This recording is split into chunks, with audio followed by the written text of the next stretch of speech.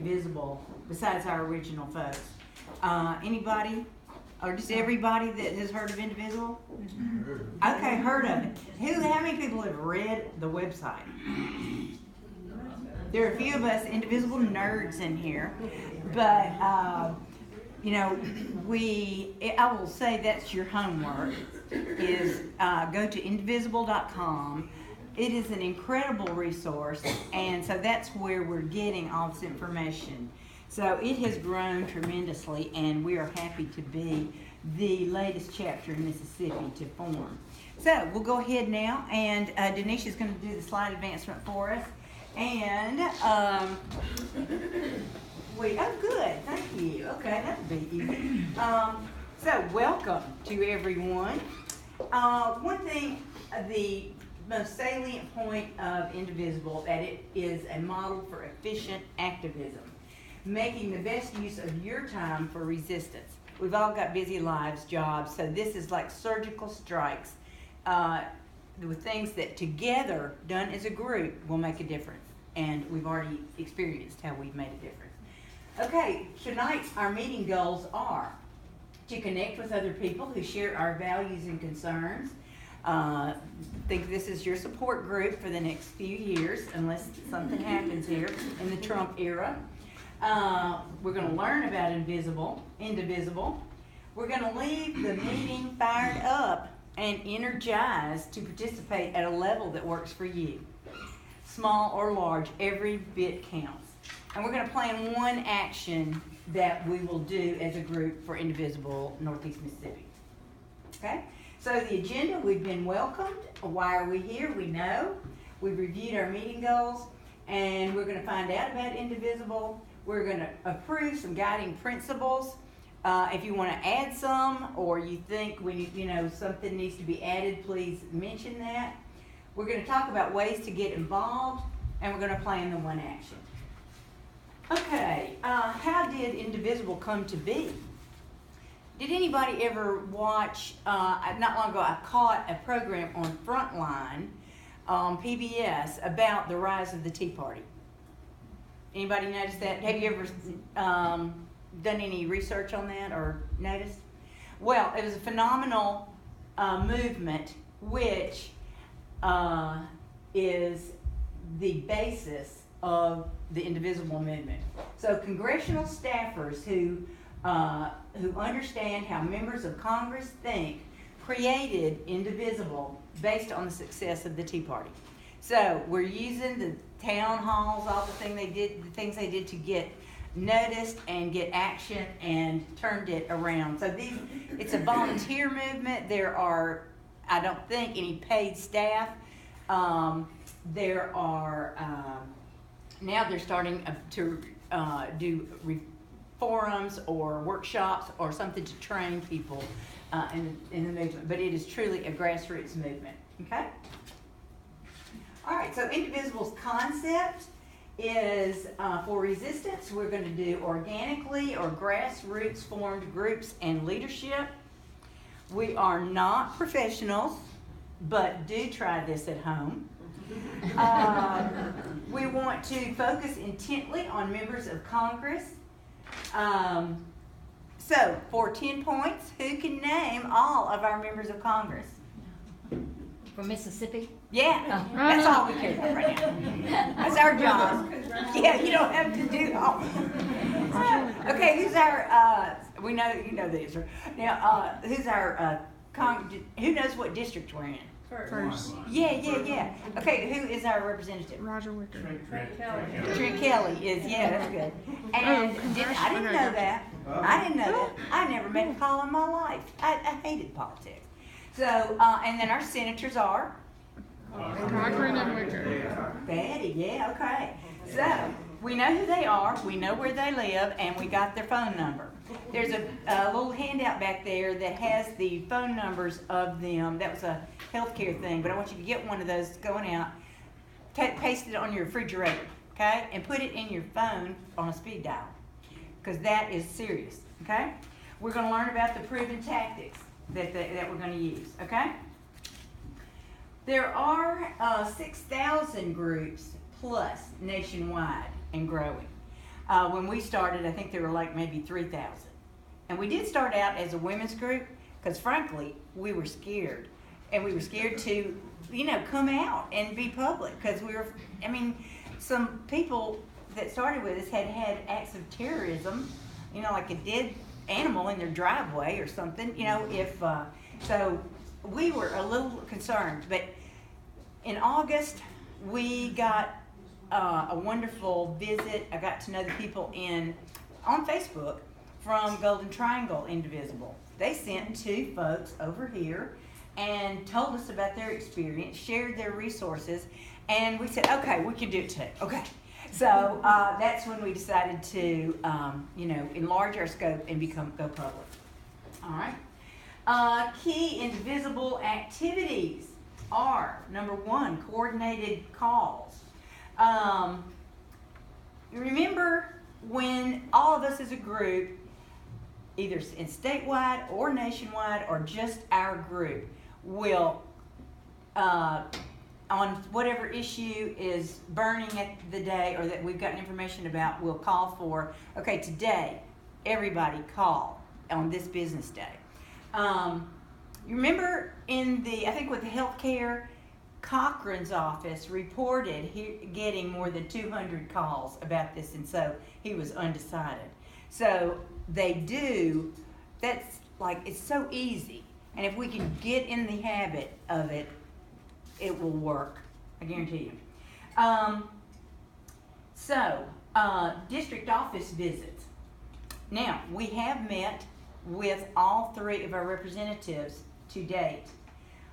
In April, there was a town hall hosted by Oxford and Indivisible Lou. We went over that before our first stop of the day. We couldn't get any attraction with Trent Kelly to get a meeting. And they don't publish, none of them publish their schedules, about where what they're doing. So we saw that he was holding a town hall in Noxapater, Mississippi. The edge of the district, the farthest you could go, so we followed him, stalked him. We arrived in Noxapater, and there was this building that housed 40 people. There were so many, 200 cars out in the parking lot. Well, that's what it seemed like to me. And there were Trump flags, and there were Confederate flags, and somebody had told them that there was busloads of people from Oxford coming, just that rebel ration. And so there were SWAT team people there, guys, in flak jackets and zip ties. So, we just marched on up. We did not get in. So Doyce D's over there led us around to the back door. We watched when Trent Kelly's car arrived with his staff, and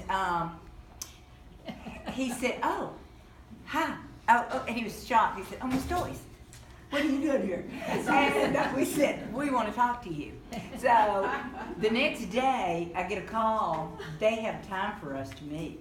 So that was a good meeting. Not that we're, did he cave into our demands? No. But we tried to educate him. So then one of our members met Cochran in Washington when she was there. Kathy Grace, who couldn't be with us tonight. Then on August the 28th, I believe, we met face-to-face with Roger Wicker. And that was a result, I'm sure you all maybe were a part of or heard about our Healthcare Reform Forum. Okay, that was such an excellent job, and I'll have to just highlight Denisha's work on that, a healthcare attorney. So we have been fortunate in doing educational and advocational work. We did meet with him, and our meeting was supposed to be 30 minutes, and it was an hour. And I'll have to send you all the results of that meeting, but his neck got real red in that bank. So then we also we're going to focus on public events, and that could be, perhaps on Facebook or social media, you've seen that people have rallies, demonstrations, marches. One thing we thought to do, since we've got so much brain power, is that we put it all into this healthcare reform forum that was so educational. We had state leaders, the state insurance commissioner, and a lawyer from Washington. And so that was well attended and got press. So those are the kind of things that we are going to be involved in. Town hall meetings, kind of non-existent. So our members of Congress have found out that is a tension-filled situation they don't want to be in. So, but we can have town hall meetings like they did in Oxford without the member of Congress there. We have a picture of them sitting out. So we can, that's something that we can do, okay? All right, now next we have our state map. You can see the different chapters here. We met somebody, it is so fun to meet people who are working on just the same thing. These groups all, and I think maybe Reed Cochran in Oxford maybe started it. There's called Google Hangout Video Conferencing. So basically what that means is every Thursday night at 8 o'clock, we sit around in our bathrobes and talk to each other on the video conference and say, what do you do? We go around and say, what are you doing and what do you have coming up, or what can we do as a group in the state? And so that is just fascinating to me. And one thing we might be taking on that everybody's working on is the state flag issue. Might be, so that's something that might be fun. All right, so our guiding principles, this is real important. First, I want to say, it's not written down here, but we are a secular group. We are self-supporting. We might pass the hat sometimes, but everybody kind of contributes. We don't have any huge expenses, but if we do, I'll let you know and you'll have a chance to donate. I still thought we were going to get George Soros to bankroll it. Okay. Would you please contact him this week? Okay, ready? Good. Okay, so first of all, the current administration's agenda will take America backwards and must be stopped. Now, we don't go out in public saying that, and, don't want to be ugly, but we've already seen more devastating things come down the pike from this administration, from immigration, health care, all kinds of things. So but we want to place principles above personalities. So we, don't have to have an evil villain, but the principles are what we want to concentrate on. In order to work together to achieve this goal, we must model the values of inclusion, respect, and fairness inside this room and outside the room. To whoever we don't need to have enemies, we just need to have people we need to show them the light. We will promote constructive dialogue, building bridges and not walls. I've heard it said, fight fire with fire, and we all get burned. So while we can show our strength, we can do it in a compassionate, loving way, we hope, which would serve as a opposite of what sometimes is going on. We will use a shared leadership model to sustain the work without burning out. That is one of the interesting things, is that, I have sort of, because I can talk a lot so I talk a lot, and other people do this really smart work, so that's hard. But we'll let other people take turns, and we'll just rotate facilitating a meeting, taking notes and that kind of thing.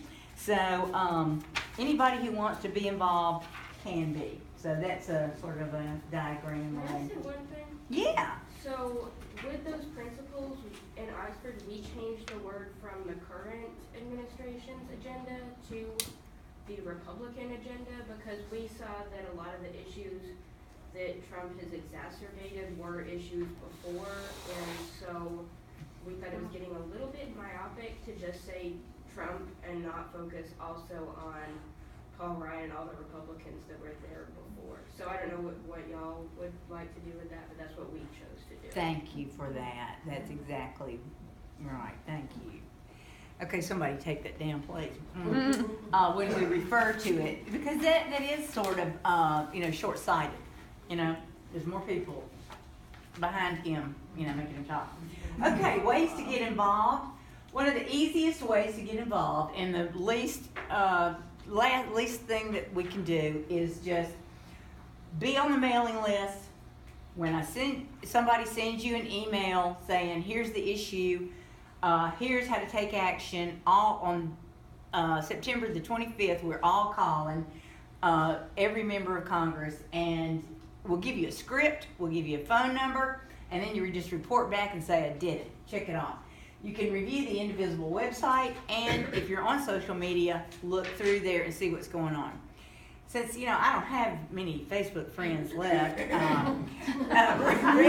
friends, all my high school friends dropped me, or either, I did defriend some people too, but now I'm friends with everybody in all these other Indivisible groups, and other cool people.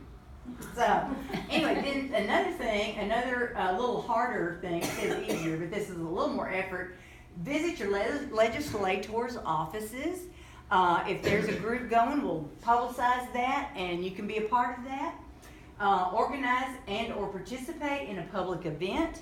Our healthcare forum, lots of people volunteered to set up, clean up, bring refreshments or whatever. And if we have we're working on, let Doyce tell in a little bit about working with the city to sort of establish ourselves and say we do want to do some public activities. So also you could assist with organizing a town hall, conduct outreach. I like to ask Jess what that means. That might just be recruitment and telling others the story. If you see that they might be going to meetings of other groups and telling them what's up with Indivisible, like with our Wise Women group, because it spawned so many other groups. We've had meetings in churches where during the lunchtime period we have little booths set up, and so there's like a immigrant rights booth, a legal immigrant voters booth. There's also an Indivisible booth, so things like that.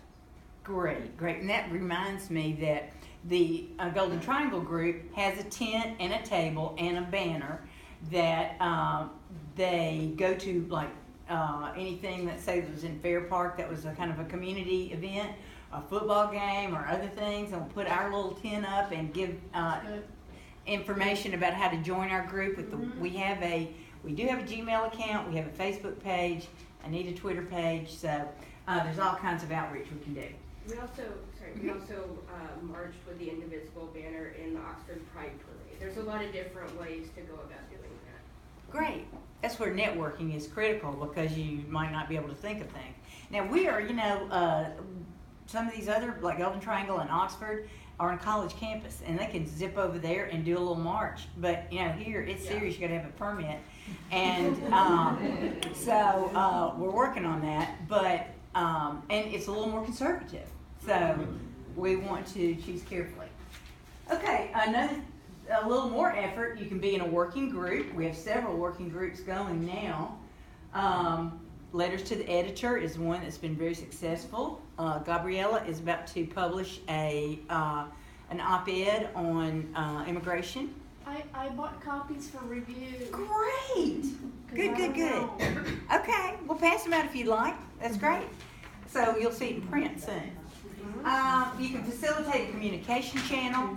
Also, you'll see this later, but we have an app called GroupMe that you put on your phone, and you, if I get your phone number or email address, I'll send you the link. You can download the app, and it's just we chat back and forth, put calendar items there or event, and then you can just say I'm mad today.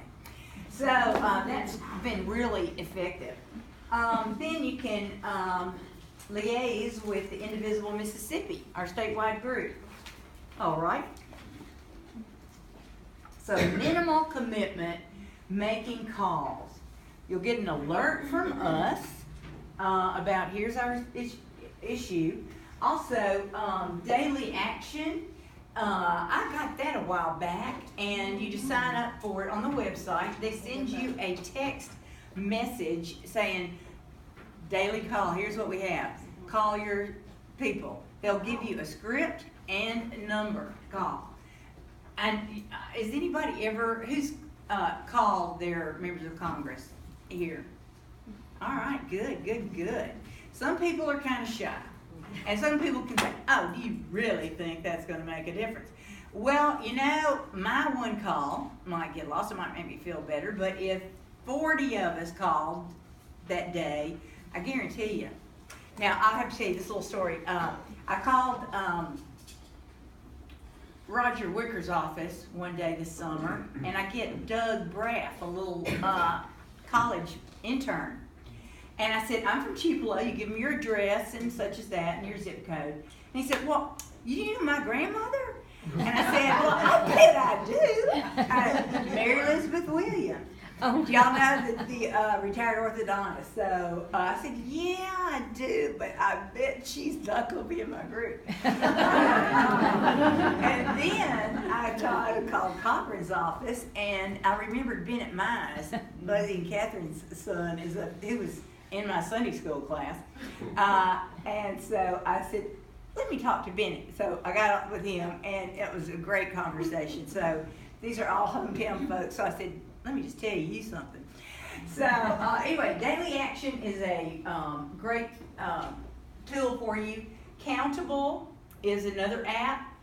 It tells you every vote your member of Congress makes, what they voted on, what's coming up, column, a script, and make 5 calls. I think that's another app, Make 5 Calls. It tells you exactly what to do, when to do it, and how to do it. Incredible. One of our favorites, and the queen of Resist Spot, is Leah Eddings. That is the most fun thing, because if you have an issue, if you're too shy to make a call, you just type in 50409 into your text message thing. So they respond back to you and say, hey, what's your name, and such as that. So they get your information, and go ahead and tell us the rest of it, what you do. Well, based on your zip code, they know who your congressional members are. They get your information, and then the more you use it, the more features it opens up. So now, like if I can type in a message and choose whether I want it to go to congressmen, senators, both. They now include Mississippi politicians that you can write, and you tell them what you want to say, and then they put it in the form of a letter that has, the heading. It looks like a regular letter. At some point, they let you sign your name digitally, so the letter actually looks like it's signed, and then they fax it to the congressman or senator, and you can send it to multiple ones at once. All these are free. Yeah. Free. So, fabulous tools. Yeah, it's pretty cool. It didn't, the first time I tried to use it, it didn't work too good, but then I decided to try again, and it worked, and then the more you use it, like I said, the more features it opens up. And don't forget too that Indivisible itself, Indivisible Guide, has a Facebook page, and you can sign up through their page for notifications. They have regular live Facebook calls in which the leaders that started Indivisible tell you what's happening, what needs to be done this week, and that kind of thing. So you can, and plus then you can get on the page for Indivisible Lou and Indivisible Golden Triangle, and all of those have Facebook pages. So there's so many ways to stay in, you can learn so much from these other groups, and now with friends and all over the state, and they'll say, way to go, or we want to do that too. So it's really fun, but these are just superb. I'll send this out if you don't mind me using your email address. That means you want to be on our mailing list and be participants and be members, and I'll give you all this information again. Okay? Now, working groups. This is very informal. You don't have to get worried about it. You don't have to sign anything. But recruitment and outreach is as simple as you knowing that somebody, and we tiptoed up to people and go, I saw a Democratic sticker on Karen's car, and I said, come be with us. So, any little hints you can get about how people might feel. Communication strategy, you can post on our Facebook page or the Twitter account. We actually got the news article that we did. I don't know if you saw it, but Michaela Morris did a great article about the formation of this group in our meeting. Ezra Levin, the head of Indivisible, one of the founders, found it and put it on Twitter and said, way to go Tupelo or Lee County. So that is fun to go back and forth with them. Congressional office monitoring and visits, you can find out what they're up to. Interface with our state group. News monitoring. There is a fella in Golden Triangle group, Brian, who came here in August.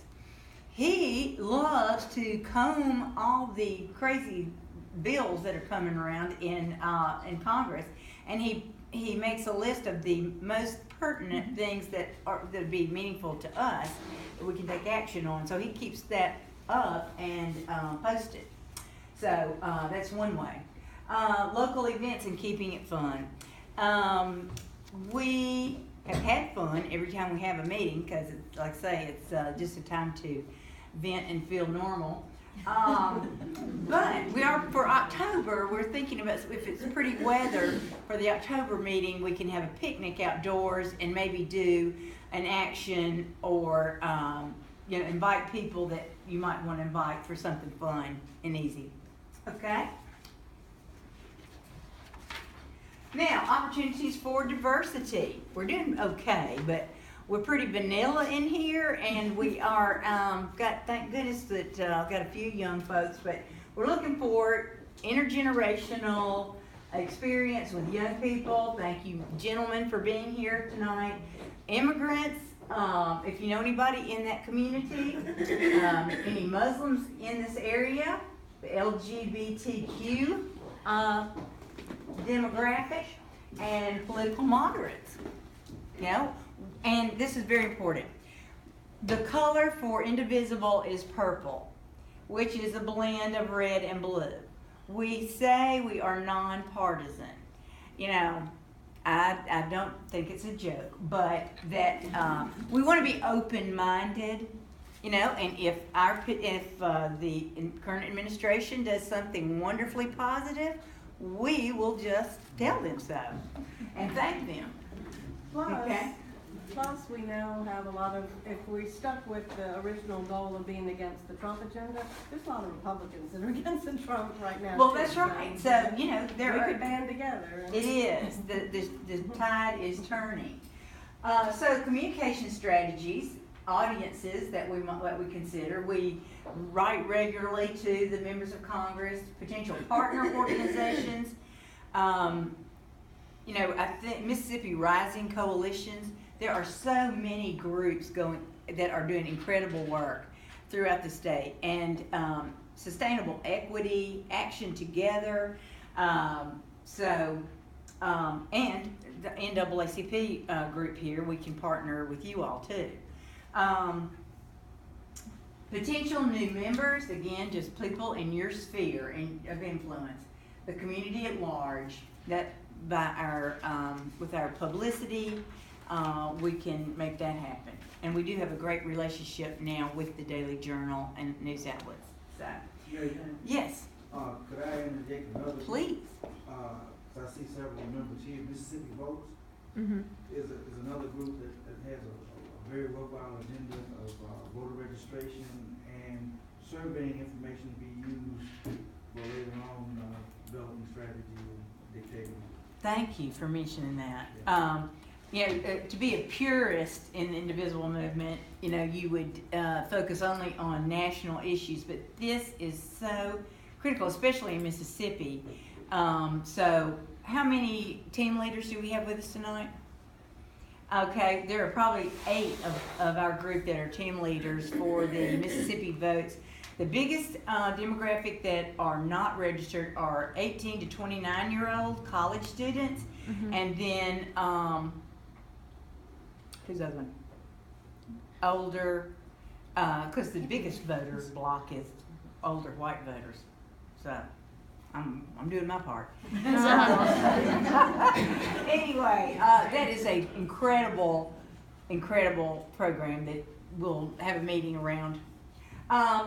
Okay, channels to facilitate, social media, you've seen all those, and share things from your personal page. Action alerts, sharing other action alerts that you see, creating your own, and the GroupMe app. Press, that has been, we have so many talented, incredible writers and that do op-eds or write a good, we've already had like 3 or 4 published in the last several months, so don't hesitate. What we like to do is, if you're speaking for the group, you need to, there's a committee sort of that is just, we have a person who's an incredible proofreader and editor. She will look it over, and we always like to say, let's let our group look this over and to see if they can make improvements, or, you know, I always need all the grammar help I can get. Alrighty. Can I say something about the communication part? Sure. Both the congressmen all have web pages, and I know, I think almost all of them, they have a very easy tool to use on there to email them.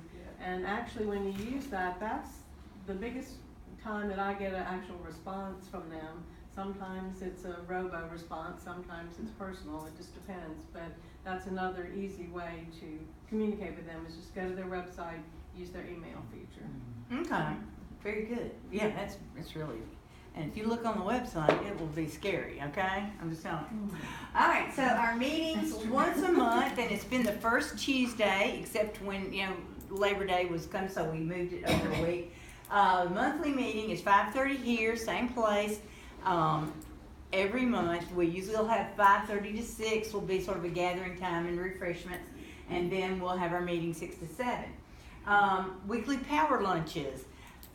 Somewhere in town, and hopefully one of our members will take upon themselves to say, pick a spot, make a reservation if you for our group, because usually we have 10 to 12 every week. So everybody's welcome. Bring a friend, show up, and there's nothing else to do. You don't have to make a reservation. On a Tuesday. On a Tuesday, I'm sorry, 12 to 1 on a Tuesday. And so that has worked well. Our next meeting, as we said, is Tuesday, October the 3rd. And we'll let you know about exactly where that's going to be. And then we have our communication tools that we already talked about. So our first group action as a chapter here, or a meeting, did we have any thing written down on cards? Okay, well, I'm just real sorry about that. Okay, so our first group action, you know, I'm going to let Doyce now tell, if you could, about what we think we ought to do about planning public actions. Okay? I went to City Hall last week and requested, Would you please give them your credentials?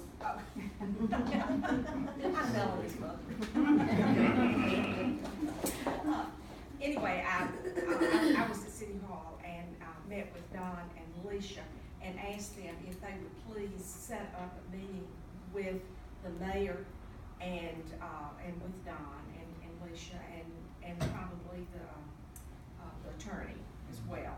And we would bring a very small group down there to just explain what we were about and talk about how we could, for the future, be able to have any kind of a public gathering. This all stemmed back to several weeks ago after Charlottesville, and we wanted to do some kind of response to that. And they really were hesitant because of that particular situation for us to do anything publicly, because there's been so much unrest this last year with people really wanting to march for, you know, truly the KKK, and various others have been trying to demonstrate here in Tupelo, and they really did not want us to do anything that would cause any kind of unrest, and I agree, because as I said, I was on the city council for a period of time, and I know what it's like to be on the other side, and I also know how I feel too. So you got to come to some kind of a balance. I don't ever intend to be a part of something that is not good for our community, and I don't think any of us want to be. So what we wanted to do was to talk to the administration and see how we could respond for the future. Normally, it takes 4 weeks to get a permit to have a public demonstration or something like that. But under the circumstances when it's sort of an emergency thing, like last year in Orlando and even Charlottesville, they waived that. But what we want to do is to be a friend to the administration, to the city, and to do a very positive kind of thing. So they have not gotten back with me, and I know they will. They're in the very last throes of budget approval. It has to be done before the 15th. So let's let them, get that behind them, and they can breathe deeply, and hopefully by next week we'll have. Thank you so much. Because we want to ask them, how are you going to respond to some of these things, and just make it a very positive situation. So as soon as I hear, I'll let you know. Great. Okay. If y'all have opinions, just get on that email, if you get one from me, and give me, and we'll share it with the group. On the GroupMe app, you can write down what you're thinking, and what was I thinking about? The state group is talking about, the deal was we were going to have an emergency demonstration if Trump fired Mueller. So you're supposed to, we were going to meet before noon if it was after, like, there was a certain thing, meet where and when. We have it already figured out. Right now, DACA is huge, and so lots of people have had demonstrations. But figure out some way we can do positive things. And yes, ma'am. You had mentioned having a Mississippi Votes, a voter registration. We're heading into that season of there's going to be an election somewhere in November. So Put up a Mississippi Votes table. We might be able to have some other, we could have other tables. Valerie might want to have a table or something. We could do something like that's very positive and peaceful. Yeah. After Joyce has some communication. Yeah. And even though we know, within this group, why we want those young people voting, because they tend to be a little more progressive than older people. But back to the nonpartisan thing, is Mississippi Votes is we're not asking them who they're going to vote for. We want them to vote, that kind of thing. But thinking about changing the Trump administration thing, and then I think we might be making a mistake if we wanted to say Republican,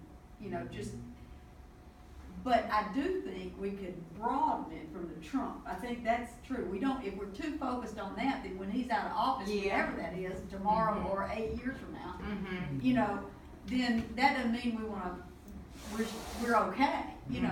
That maybe we could work on phrasing something that says the current administration or any other against. I would say Extremely alt-right conservative or extremes, far right. yeah, or far Okay, right, Donna's got her hand up. Thank you. Okay. I really like the term progressive. I really think that it encompasses what we're really about, and it does not focus on any one particular office holder, not a particular party.